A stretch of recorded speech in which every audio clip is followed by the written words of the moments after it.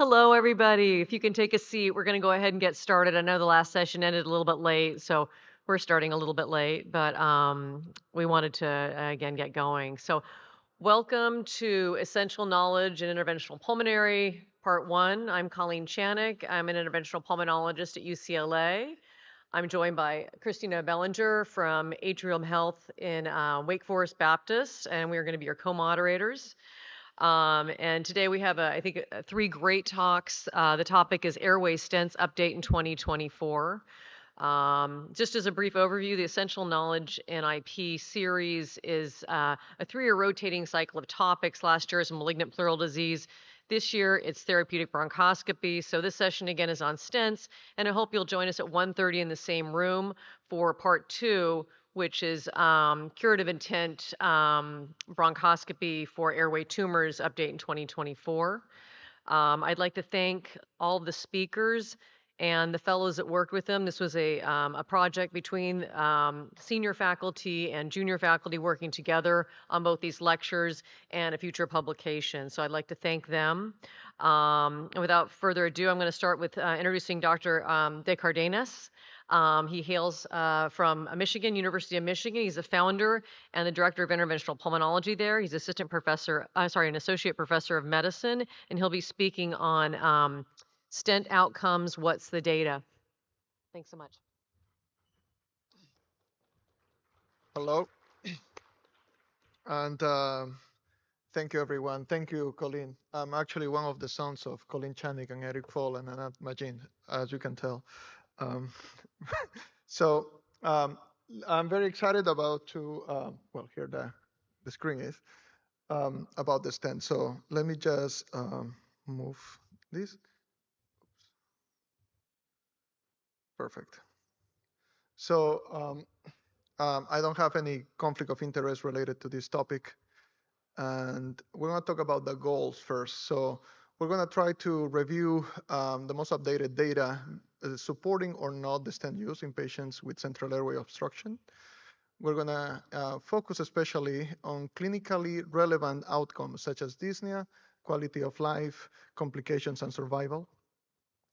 We're not going to speak or discuss current practices, stent maintenance regimens, surveillance, and deployment or removal of a stent. That's for my other colleagues to talk.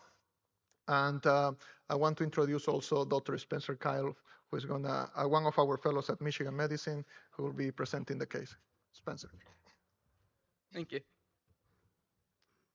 So our example case is a 67-year-old man with a history of tracheal squamous cell carcinoma who underwent a tracheal resection with reconstruction using a free flap over an aortic endograft and a T-tube placed as support. About 2.5 years after this, he developed symptomatic right mainstem bronchus obstruction due to falling of the aortic graft distal to the T-tube that you can see in this figure here. So this was initially managed with placement of a self-expanding stent to the right mainstem bronchus, but unfortunately this stent migrated shortly after placement and was ultimately removed. So due to this patient's narrow neck range of motion, further management options were really limited, and ultimately with help from ENT, the patient was taken to the OR where 8.5 millimeter rigid scope was positioned such that immediately as ENT removed the T-tube, the rigid scope could be advanced to support the collapsing neotrachea and maintain patency. And this also allowed for placement of a Y-shaped self-expanding metallic stent. And so you can see here going from the falling aortic graft with the T-tube to placement of 2 stents, one more proximal stent that was telescoped within the Y-shaped self-expanding stent as well. And at 6 months, the patient was doing well in follow-up, but unfortunately more recently, he has developed recurrence with tumor growth through both of these stents, and he's currently undergoing immunotherapy. Thank you, Spencer. So I just wanted to pause for a minute here, and I will invite the public to really think or ponder why we're so fixated in clinical outcomes, right? So why? And the answer is because this big paper, the Acquire study published in 2015, which was retrospective database study, involved more than 1,000 procedures, almost 950 patients, and 406 stents were deployed for central airway obstruction. And although there was great technical success, around 93% with very low complication rate, as you can see on the right upper part of the screen, um, there was no really significant improvement of dyspnea and quality of life. So the question was, are we doing the right thing for these patients? Interestingly, this paper also showed that for patients with lower obstruction, airway recanalization had smaller improvement in both dyspnea and quality of life. And I think this was the major take home for a lot of us, was that patients who were more short of breath and with greater quality of life actually are the ones who benefited the most from central airway recanalization. This year, 2024, has been a great year for central airway obstruction because there are two papers, one published by led by Dr. Chada in respirology, as well as Dr. Mahmoud, which I will invite you to read. Two great papers about the management of central airway obstruction. And they try to answer some of the questions that we have. So does airway stenting improve performance status and quality of life? And Dr. Chada here, as well as his group, did a very good review of multiple articles, and they suggest that for symptomatic malignant central airway obstruction, airway stenting should be performed to improve quality of life and performance status. There was no difference between metallic and silicone stents. And although there is a small case series and reports out there, I think this was mostly driven by the best randomized control trial that we had there, which came from France by Dr. Dutot, who enrolled 78 patients with central airway obstruction. And after taking them, all these cases underwent rigid bronchoscopy. They had recanalizations, and in order to be randomized, they had to have three criteria. One, after recanalization with the rigid, do we have more than 50% of stenosis still, residual stenosis? If the patient had absence of extrinsic compression, because that will be one indication for airway stenting.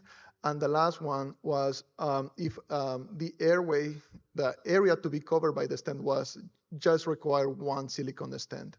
And if the patients met any of those three criteria, the patients were randomized, stenting versus no stenting, right? And what did it show? It showed basically that, I don't have the slide there, the picture there. But it showed that patients who underwent stenting had longer improvement of dyspnea and decreased need of therapeutic bronchoscopies. Other small studies actually showed improvement in different variables such as ECOG score, performance status, dyspnea scale, even FEV1, oxygenation, and 6-minute walk test. Now, the other question is, does airway stenting improve survival? And again, the consensus from the AABIP guidelines said that airway stenting can lead to improvement in survival, and therefore they suggest should be pursued in presence of attributable symptoms, meaning that the patient has to be short of breath or his performance status has to be impacted by the central obstruction and by no other comorbidities. Again, there was no difference between cover and metallic stents. The median survival in patients with malignant central airway obstruction was higher with patients who underwent intervention, and if that intervention was successful. And I think the most important thing was that all those patients who underwent recanalization and stenting, right, that were successful, actually the survival matched to those patients who did not have airway stenosis, which is great. So they could go further treatment. Unfortunately, there is no prospective study that has compared head-to-head the impact of stent survival. And you might argue, or you might ask me later, about the acquire study, because the acquire study also showed that in 22% of those patients with a stent died within 30 days, and compared to those around 10% who did not have a stent. So actually, those who had the stent placed, they more frequently die. And also, in the subset of all these patients who underwent Y stent, they have almost an odds ratio of 4.9 of dying sooner, compared to the odds ratio of 1.7 for those patients who had just bronchial stenting. So, so I think that this reflects not a causative effect of airway stenting or Y stent, but tell us that those patients who underwent stenting and Y stenting actually are sicker than the other counterparts. The question here, and I'm sorry again, I don't have well, I had the tables, but it's not showing up here. The question here is that does airway stenting, the survival with our airway stenting is the same depending of the type of thoracic malignancy that you have, meaning esophageal, lung, or thyroid. So what we found, this study published in 2021, showed that thyroid cancer had a higher complications after stenting when compared to lung cancer, esophageal cancer, and esophageal cancer. And esophageal cancer had a significant worse prognosis. Those patients, compared to lung and thyroid, they die more frequently and a higher rate. And those patients with lung cancer who underwent chemo and radiation after the stenting had actually significant better prognosis than those patients without treatment. So I wanted to show you, again, apologize for the no availability of the picture here, but let's talk a little bit of thyroid cancer, because those had the highest number of complications, and those complications were related to tracheal granulation, tumor overgrowth, stent migration, and sputum retention. And those complications were frequently mostly found on patients undergoing silicone. And in the paper from 2022 actually showed that despite having complications, the success in terms of and the clinically significant or meaningful clinical outcomes were actually still remain. Patients were less short of breath, patients have better performance status and quality of life. Next question is, sometimes we get called right from the ICU and the patient has central airway obstruction. And the question is, do airway stenting help us to liberate those patients from mechanical ventilation?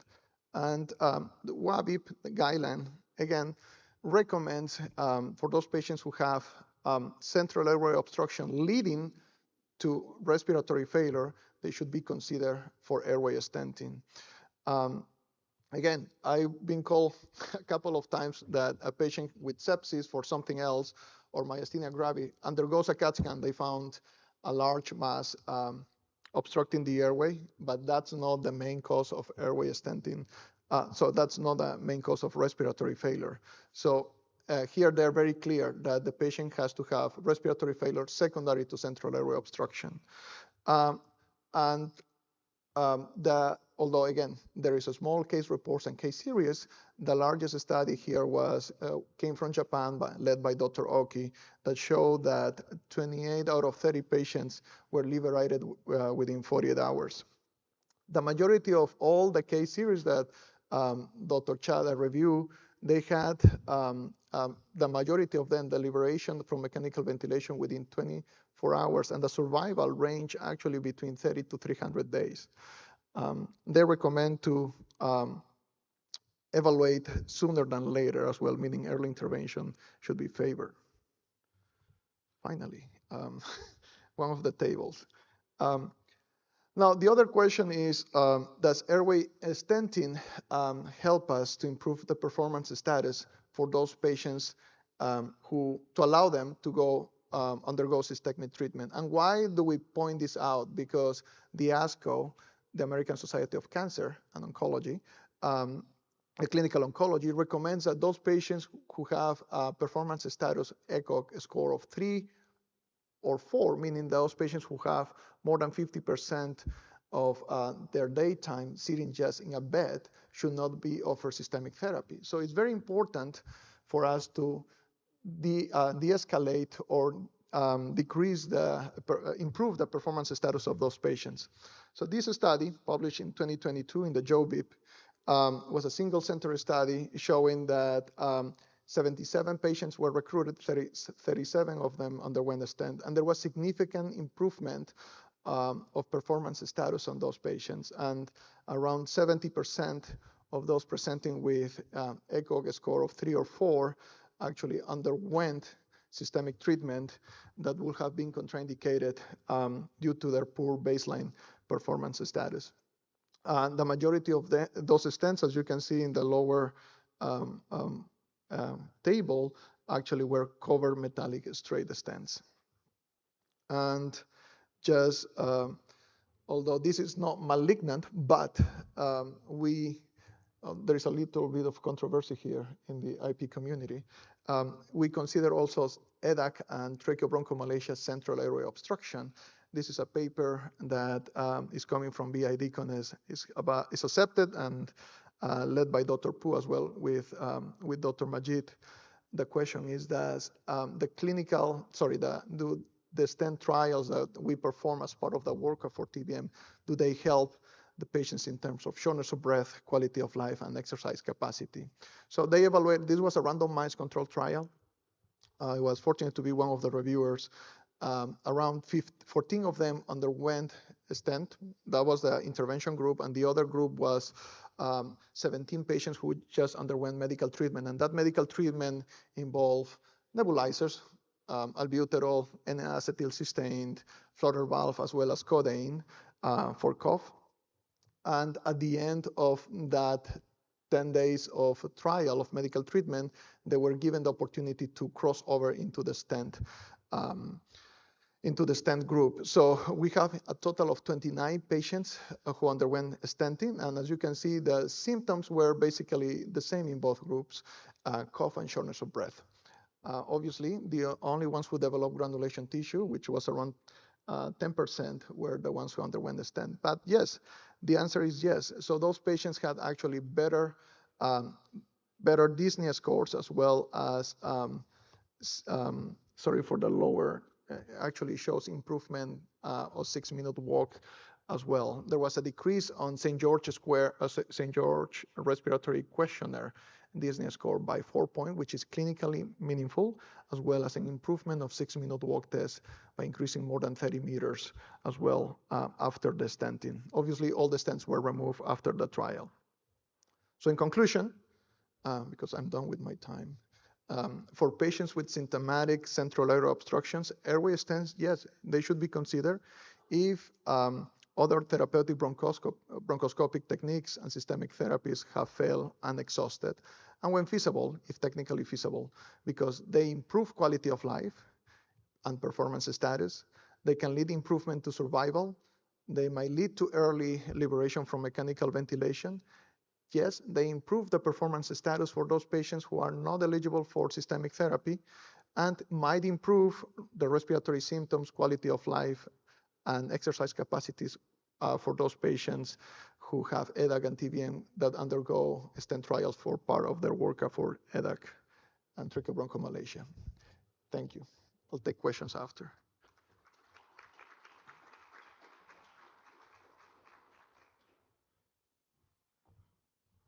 Thanks, Dr. De Cardenas. So I'd like to introduce Dr. Ara Chrissian. Dr. Chrissian is on the board of directors of the AABIP and co-chair of the education committee.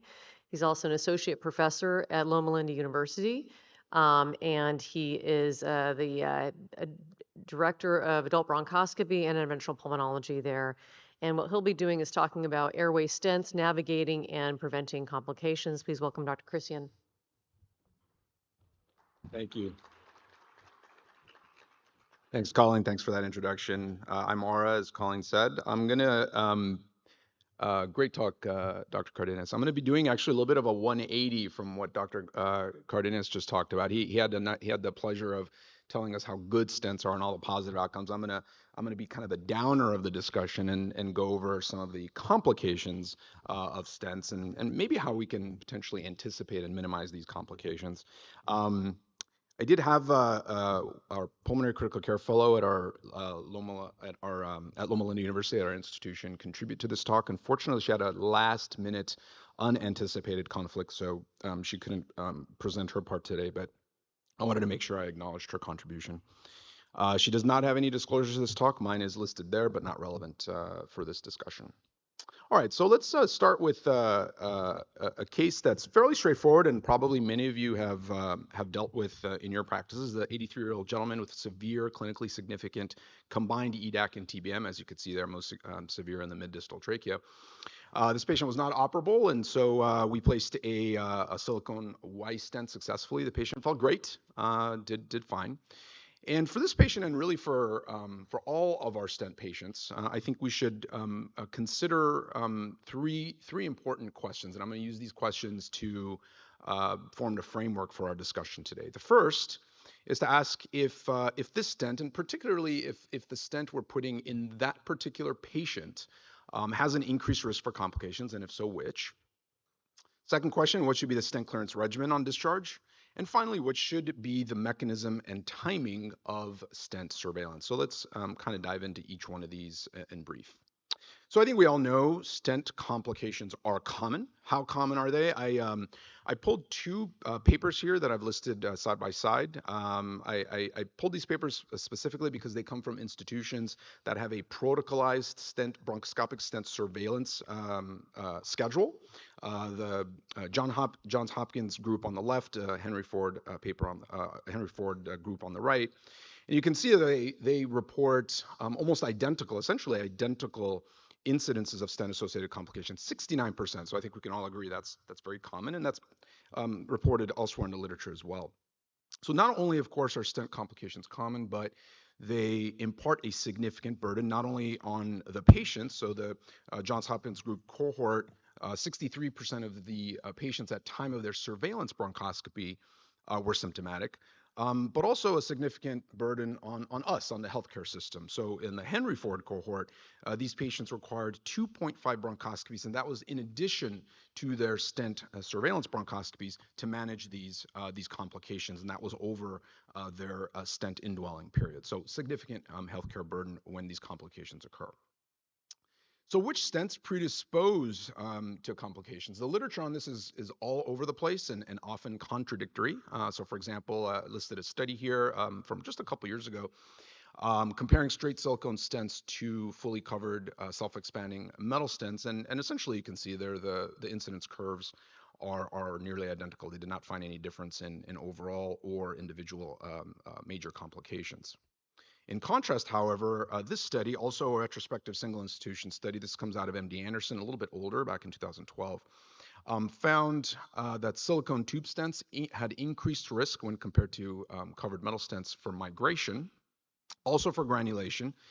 But in converse, the fully covered metal stents in this paper, which were the Ara stents, had an increased risk for infection. And there was actually some additional signals here that that when these stents had infection, there was also an association found with granulation, increased morbidity, hospitalizations, and mortality. So it's not just important that we identify the complication. That's really the message from this paper, that we identified the complication, but also what it might mean for these patients moving forward in their course, in their stent course. And we'll get back to that in a sec. Why stents? So I think we'll probably all agree that this is the one area in the literature for stenting and complications that is probably consistent, in that why stents have a very minimal risk for migration for obvious reasons, but they have certain disadvantages. They likely cause more mucostasis, and this is probably owing to the fact that they replace more of the native airway by surface area. And there's some signal in a few studies that they might also contribute to an increased risk for death.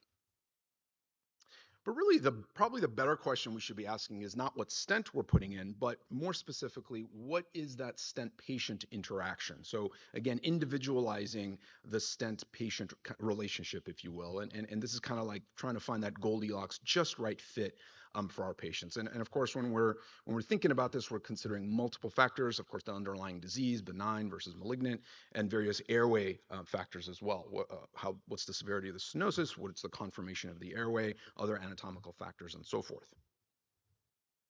So this is a nice example, a patient of mine from a few years ago that simple example, but nicely illustrates this concept of how stent sizing and airway fit might impact the risk for complications. This was an unfortunate young gentleman with a widely metastatic osteosarcoma, with a heavy thoracic disease burden, come to me with recurrent right airway obstructions that we kept debulking. Ultimately, just because of the recurrences, decided to stent across the airway from main stem down into the mid-distal BI, as you can see there where the stent terminates. This was a partially covered stent, and you can see this is an ultraflex. You could see it terminating, as I said, in the mid-distal trachea there. And this is the patient's airway just 3 weeks later. You can see a robust amount of granulation completely overtaking the uncovered portion of that partially covered stent. And this patient was quite symptomatic, near complete obstruction there, secondary to the granulation. So we solved one problem and gave the patient a second one. But more telling, at least relevant to this discussion, this is the proximal aspect of the stent. So this is during the same procedure, and you can see there that's just beyond the main carina and the right main stem, minimal to no granulation over the proximal aspect of the stent. So the only variable here, and this is the same patient, same stent, same time, but of course the only variable being that the distal airway is of course smaller, tighter fit for the stent, enhanced risk for local tissue.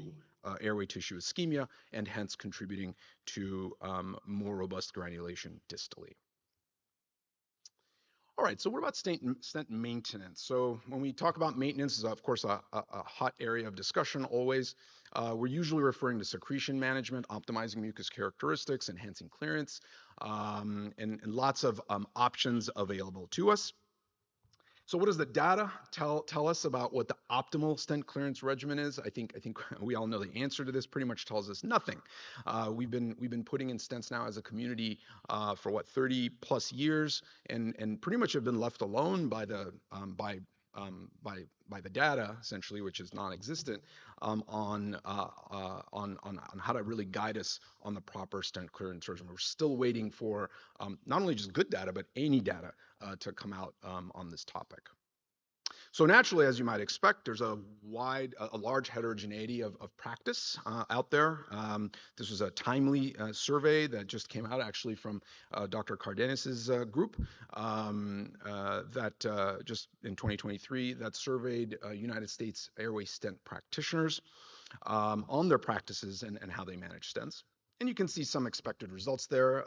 There's a combination of medications that are prescribed. So the ones you would expect are the ones that showed up most commonly: nebulized saline, whether that's normal saline or hypertonic, bronchodilator, albuterol, and expectorant guaifenesin. And about half of practitioners were prescribing multiple, so a combination of medications. But probably the most important finding here is that a not insignificant proportion, a quarter of practitioners, prescribed nothing, so no stent clearance regimen for their patients. So this, of course, was recognized by the recent AABIP guidelines that Dr. Cardenas also alluded to. That does indeed mention, by expert consensus, that does suggest that we place these patients after they get stents on some type of pulmonary hygiene measure. But studies, again, are needed to better guide us as to what the optimal regimen is. And then finally, in the last few minutes here, the final question: what should be the mechanism of clinical surveillance for these patients, and what should the timing be? And when we talk about clinical surveillance in our stent patients, we're most commonly referring to either symptom surveillance, CT scan, bronchoscopy. You could probably add PFTs to that, although I won't be mentioning that today. So symptoms are pretty self-explanatory. This is pretty consistent, again, in the observational and case series literature. When we have symptoms in a patient, respiratory symptoms in a patient with a stent-associated complication should be of top concern. Again, this is supported by a lot of data, including this one that I listed here from 2000 that explored exactly this question. Among patients that came in with symptoms, these were stented patients that came in with symptoms, a very high proportion, 84% in this study, had a stent-associated complication. CT scan. So minimal data on CT scans role in the setting, but likely is helpful, particularly to detect major stent-associated complications. This one study here demonstrated detection of 97% of significant complications, although this study was flawed by a pretty significant retrospective selection bias. And then finally, of course, bronchoscopy. Bronchoscopy's role, I think, here is a little bit more nuanced. Of course, we use bronchoscopy to not only diagnose major stent-associated complications, but also intervene when needed. But I think the answer is, like I said, a little more complex. And the reason for this is stent-associated complications are not always symptomatic. This was nicely highlighted by bringing back that Hopkins study I mentioned earlier, which demonstrated that in their cohort, 60% of asymptomatic patients at time of their surveillance bronchoscopy, at about 1 month, 1 to 2 months into their stent course, had a stent-associated complication. So asymptomatic, but still had a complication. And with multivariate analysis, they found that symptoms did not correlate at all with the presence of a complication. So really, bronchoscopy's role is also to detect some of these early subtle complications, and even if maybe therapeutic intervention might not be needed. So you might ask, well, why is that important? Well, because it might give us important information on how this patient's subsequent clinical course might proceed, and that of course might impact our decision making. This is another example, another patient of mine from a few months ago, actually, from whom I placed a right lower lobar stent. This was a complete mixed obstruction due to an atypical carcinoid tumor. And this was on, I believe, their 3-month surveillance. And it just so happened that they also got a CT surveillance at the time. This patient was pretty much asymptomatic at the time of both CT and bronchoscopy surveillance. So these were about a week or so apart. And you can see there on the CT scan, the stent is nice and patent. The airway just proximal to the stent looks open. So you wouldn't really pay much mind to this airway based on the CT scan. But lo and behold, on bronchoscopy, we find several important changes. First, there's obviously evidence of a lower respiratory tract infection, a stent-associated infection. Second, there's considerable amount of tissue overgrowth of the proximal aspect of that stent. As you can see, this ended up being granulation, not tumor. And it's a little hard to tell in that picture, but there's also a small stent fracture. So this, even though there wasn't really any major interventions done on the airway at this time, it still informed us that this patient was likely going to have a subsequent complex course, and indeed they did. Ultimately, we had to take the stent out. Patient did okay. And then finally, the timing of the first surveillance bronchoscopy. So if we decide to do bronchoscopy, surveillance bronchoscopy, when should it be? And most of the data is pretty consistent with this.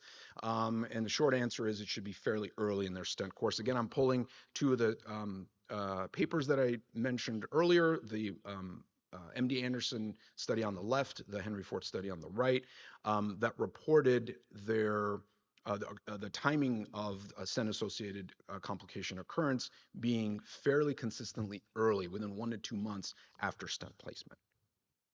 And again, this is consistent with the AABIP guidelines that suggest that surveillance bronchoscopy should be performed after stenting, albeit with low quality evidence and support. And when done, should be done within that 1 to 2 month period after stenting. So to conclude, one suggested approach, suggested because, again, not a lot of data supporting this, but in all patients, we should consider that individualized patient-stent interaction and consequently what complications might arise from that specific interaction. All our patients should be on some type of stent maintenance regimen, although the data does not guide us as to what that specific regimen should be. For our cancer patients, they're probably going to be getting a CT scan. They're already getting a lot of healthcare utilization, as you all know, so probably can defer bronchoscopy, assuming they're going to get that CT in that early 1 to 2 month time frame. But for our benign disease patients who don't often get CT scans, it probably is a good idea, again, with limited data available, that they get a surveillance bronchoscopy within that early time frame, just to see how their airway is interacting with the stent. So finally, what happened to our initial patient? So the TBM EDAC patient got their stent, felt better, came back on their surveillance bronch, was actually doing fine, completely asymptomatic, but we noticed something about their stent, which we actually had picked up on at the time of original placement, but it was more obvious with the patient spontaneously breathing. And you can see there a pretty significant mismatch between the tracheal size, the native airway, and the stent. And so even though the patient was feeling well, we didn't need to do anything at that point. We knew that this was probably going to be a problem for this patient. And indeed it was, despite very good compliance with their stent regimen. They came back with considerable amount of mucostasis, and this became a major issue with recurrent mucostasis and infections, not only within the stent, but you can see most of that mucus on those pictures on the right there is actually along the stent. So this highlights again the importance of that stent-patient interaction, and kind of a nice segue into our final talk. How do we individualize this stent-patient relationship? All right, thank you. I'll end there.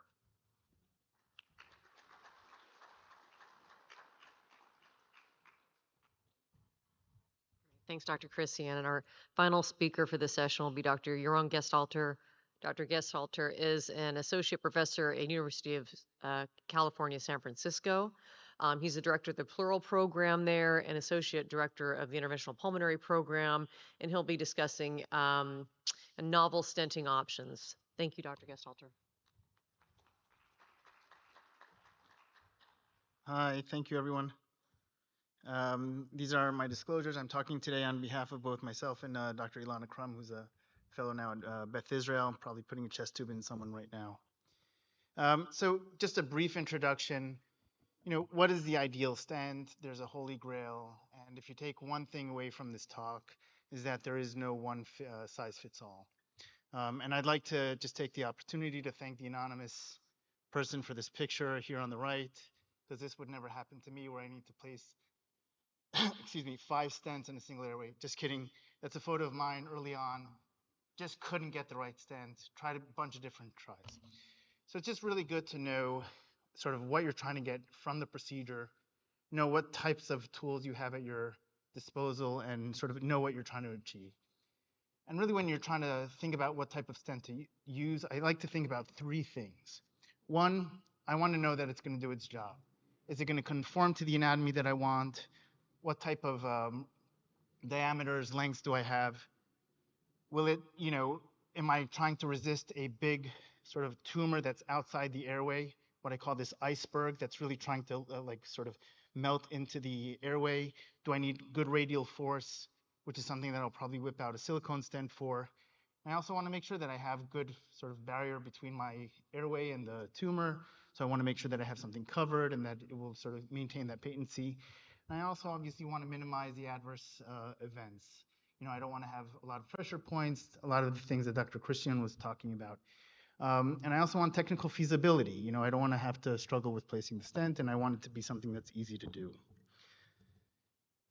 It's actually a really exciting time in the technology of stents. I think a lot of new things are happening.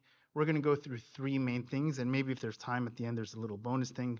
We're going to talk about lobar and sub-lobar stenting. We'll talk about self-expanding metal Y stents and custom silicone Y stents.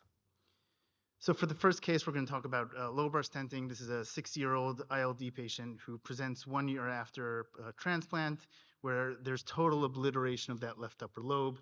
This is left lower lobe. Procedure was done where I was able to pierce through that membrane, recanalize, suction out pus, and I decided to not place a stent. In the words of Dr. Channick, the more you stent, the less you stent. So I always try to, you know, not place a stent when I can. But three months later, the stenosis recurs. Again, the procedure is sort of outlined here on the right: piercing, dilating, sucking out a lot of pus, and then I placed a ICAS 7x22, where the patient had sustained benefit, actually now going on 3 months. So what is lobar segmental stenting, and what are some of the considerations that we have to think about? Generally speaking, the longer a stent is and the more narrow it is, the harder it is to keep it patent. You're going to run into more plugging issues. It's just going to be harder to maintain that, which is why the debate is even happening. What about silicone stents for these things? Silicone stents has a problem with their profile. The airway wall is about 0.5 millimeter, so ×2, you're really dealing with a poor inner to outer ratio, diameter ratio issue, so that you're not getting as much bang for the buck by placing a silicone in sort of these more peripheral airways. Say you have an 8 millimeter airway, you're essentially going to have an inner diameter of 6 millimeters in that space. Silicone also has another issue. The deployment requires some form of rigid deployment. And a lot of times these lobar or sublobar stenting is in the right upper lobe or left upper lobe, and you have a little bit of issue with angulation to that. And also, as Dr. Christian was talking, that a lot of times these silicone stents, particularly when you start to dissect down to a high resolution, it's the tubular silicone stents that will migrate more. So to start dealing with that in sort of these lobar, sublobar airways, it becomes an issue. Great. So what about metal stents? Metal stents have their own set of issues, right? To the point where in 2015, the FDA put out a black box warning against metal stents. Again, not all metal stents were created equal, and there are different types of stents that we can talk about. But the issue there is that when it starts to embed, it's an issue. With malignant disease, we care about it a little bit less because typically patients are, dealing with sort of other prognosis issues. But in benign disease, it can really come and haunt you later on. But because of the clinical challenge that we have to meet with sublobar or lobar stenting, there is increasing experience with how to deal with some of these cases. And typically, these are reliant on these types of stents. So I'm going to talk a little bit I'm probably going to talk more about the ICAS stents because that's where we have a little bit more data on. But there are also these sort of self-expanding metal stents. So on the left is actually a vascular stent. It's a stainless steel mesh that's covered with some sort of polyurethane membrane that is balloon loaded. It's not a self-expanding that you sort of unfurl or unsheath. You can pass it through the working channel where you have various dimensions. Diameters go anywhere between 5 to 8 millimeters with various lengths. Very easy to deploy.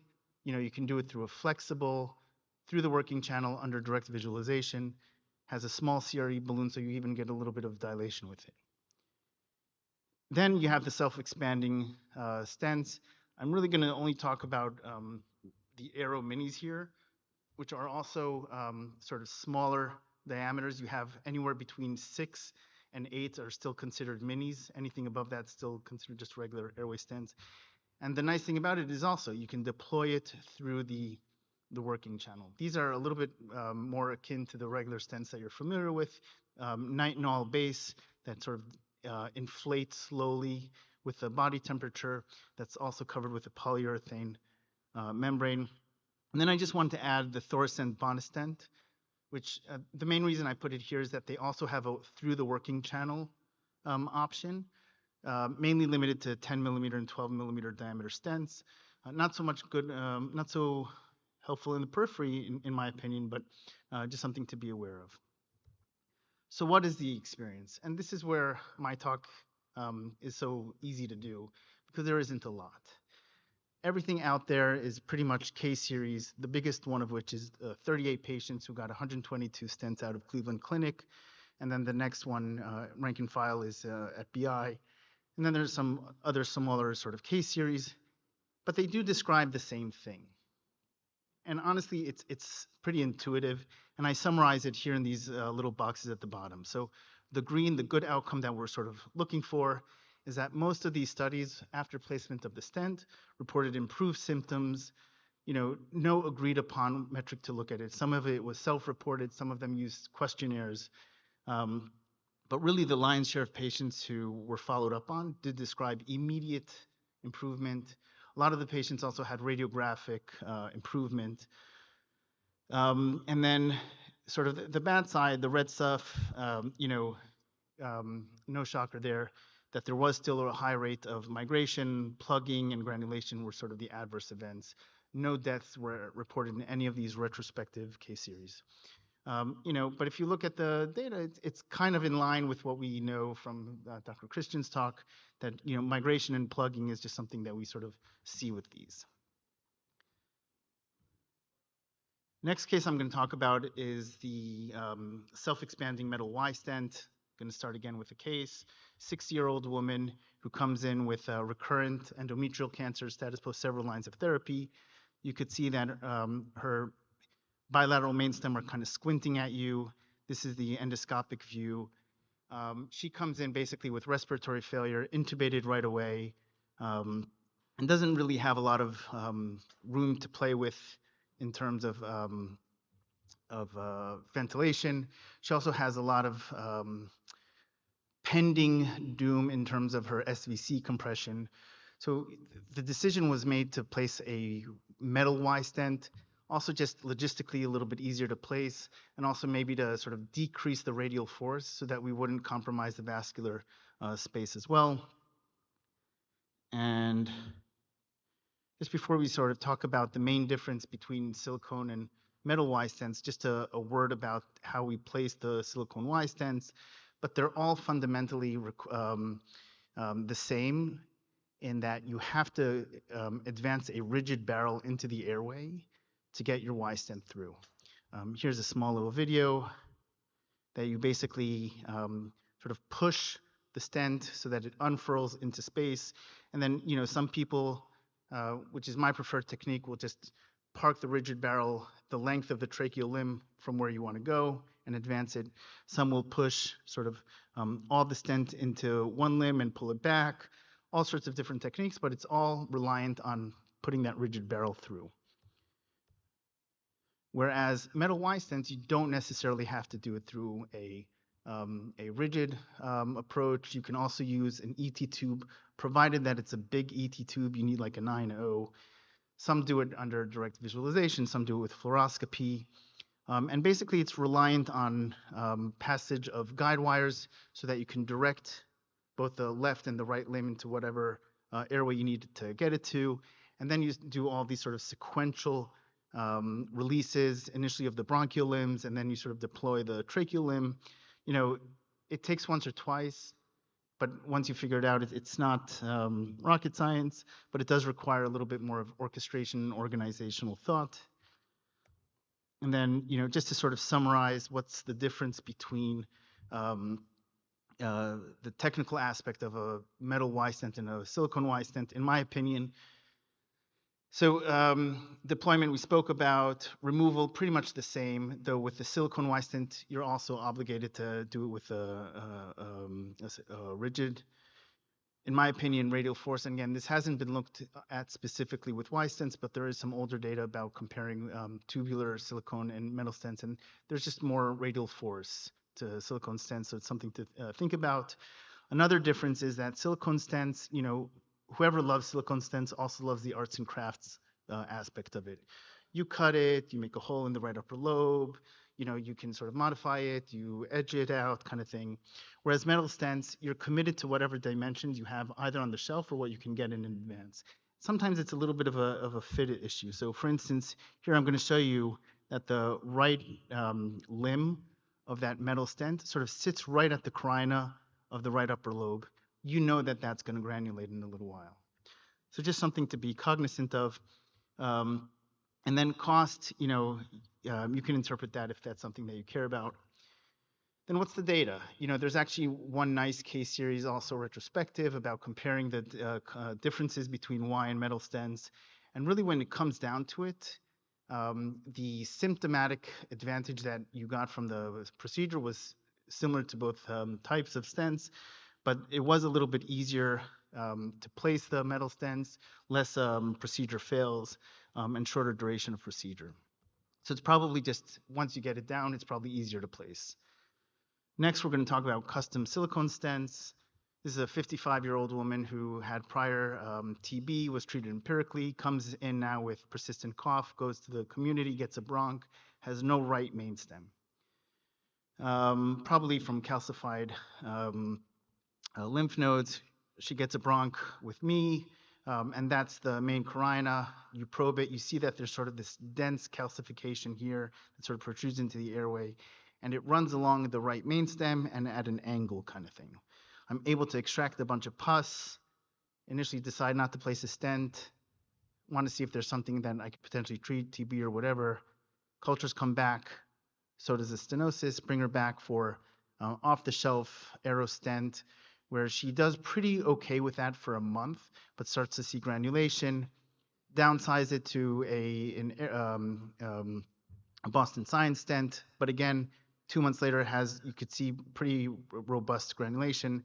This is when we decide to do a custom stent, and you could see that the angle here isn't that sort of pretty angle that you usually see with the custom with the off-the-shelf Y stents.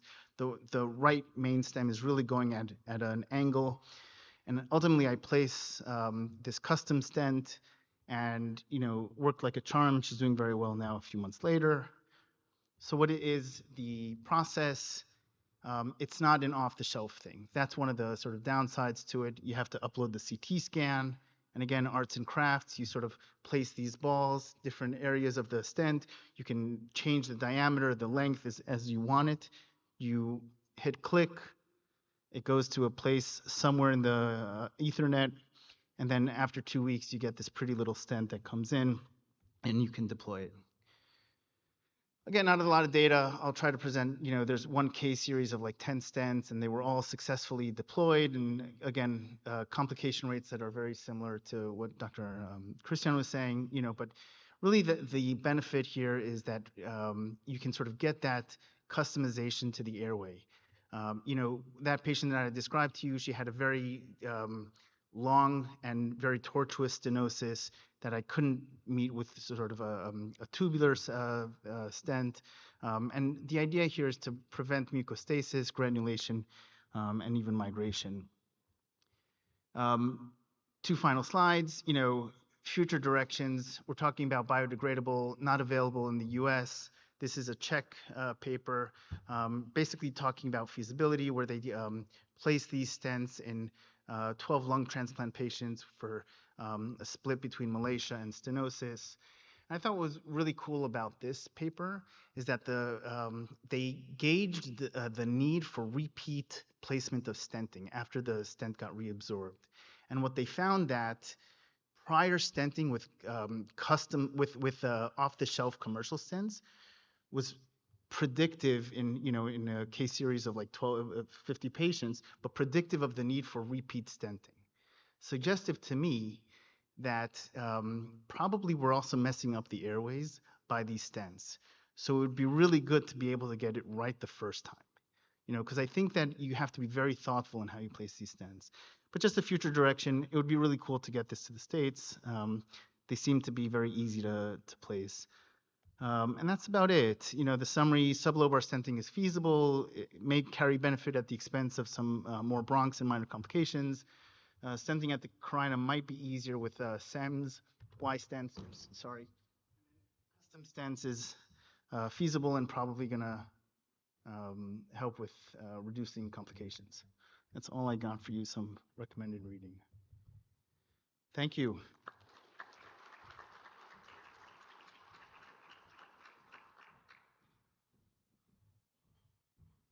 All right, fantastic. Thanks to all our speakers and great incorporation of the 2024 guidelines as well. I think we have just a few minutes before we have to clear out, so we'll take some questions. And we've got microphones up front.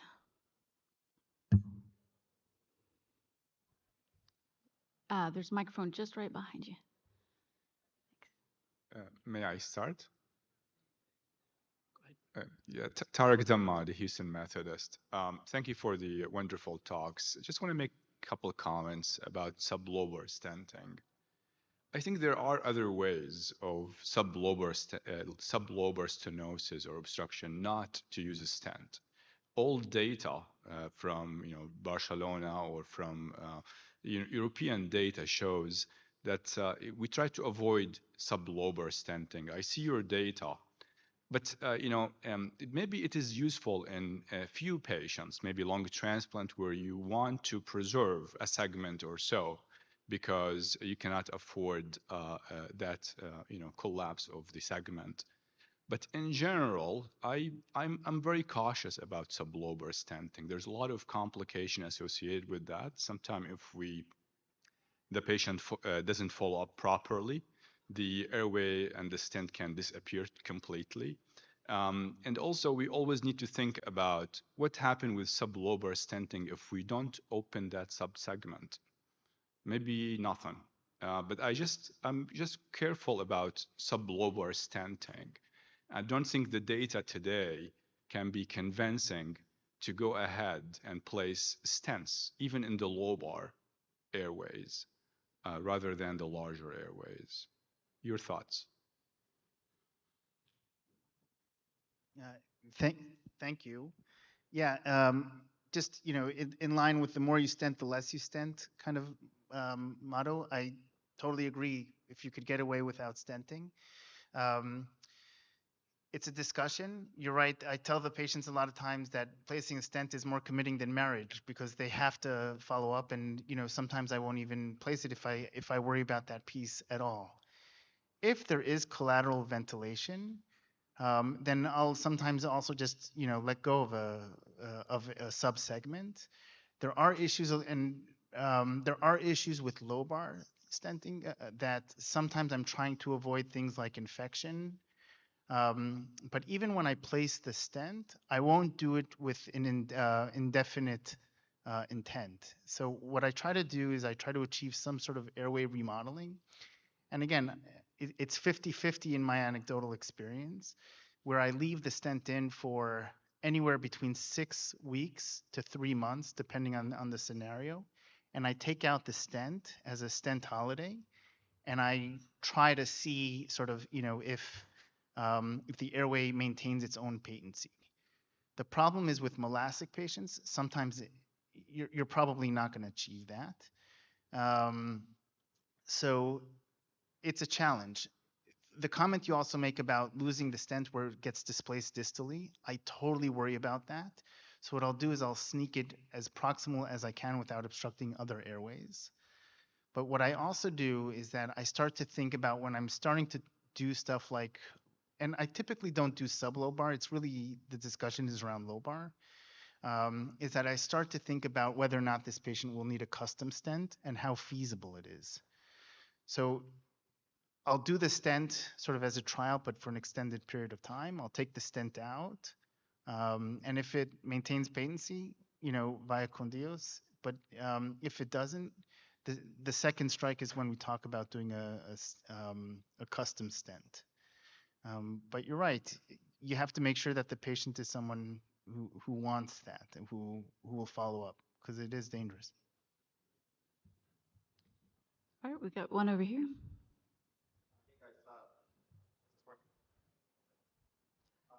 Fostek from New York City. Thank you for the great talk. I just have a comment about EDAC or tracheomalacia, or really any benign condition for which we're thinking about putting in a stent. I would really caution the audience of the notion that TBM can be fixed with a stent. So that could be a very slippery slope and very potentially life-threatening for a patient. We do know that short-term stents may be useful for TBM to see who should go for surgery, but the notion of putting in a Y stent and having that be a destination therapy for patients with EDAC could be actually very dangerous, even despite compliance and all the medications.